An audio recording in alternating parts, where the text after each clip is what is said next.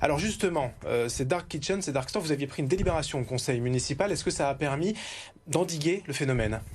On ne peut pas dire que ça ait permis d'endiguer le phénomène. L'objectif de la délibération, c'était d'alerter les pouvoirs publics, d'alerter la MEL, qui a quelques compétences en matière d'urbanisme, chacun sait, et d'alerter surtout le législateur pour qu'il prenne cette problématique à bras-le-corps. Puisque vous, en tant que maire, vous n'avez pas le pouvoir légal de les empêcher de s'installer. Non, absolument pas, et c'est tout l'objet de cette délibération que de demander encore une fois au législateur de poser un cadre. Cette prise de parole, c'était en mars dernier. Où est-ce qu'on en est aujourd'hui? Est-ce que ça s'est en quelque sorte un peu amélioré?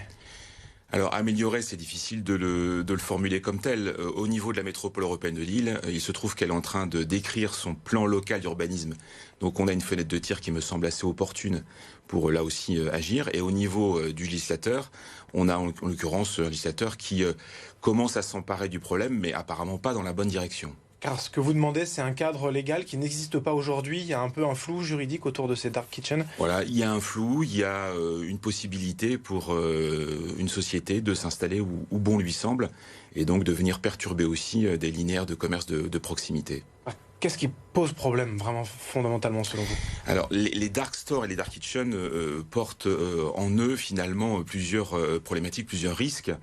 D'abord, ils constituent évidemment des menaces pour le commerce de proximité parce qu'ils lui font une concurrence éminemment déloyale. Ensuite, ils sont générateurs de perturbations pour le public, pour les habitants qui sont dans nos villes, puisqu'en l'occurrence, des dark stores, des dark kitchens, ça va générer des problématiques de bruit, d'occupation abusive de l'espace public, autant d'éléments qui perturbent la tranquillité publique. Or, quand on est maire, on se doit d'assurer la tranquillité publique. Et puis, un élément dont on parle peut-être moins, mais qui nous a aussi sensibilisés à la Madeleine, c'est le fait que ces établissements génèrent de l'emploi précaire. Et évidemment, je crois qu'on doit tous lutter contre l'emploi précaire. La maire de Lille, Martine Aubry, a également co-signé un courrier avec d'autres maires, Oui. un courrier qui s'oppose au gouvernement. Pourquoi finalement le gouvernement ne prend pas véritablement position?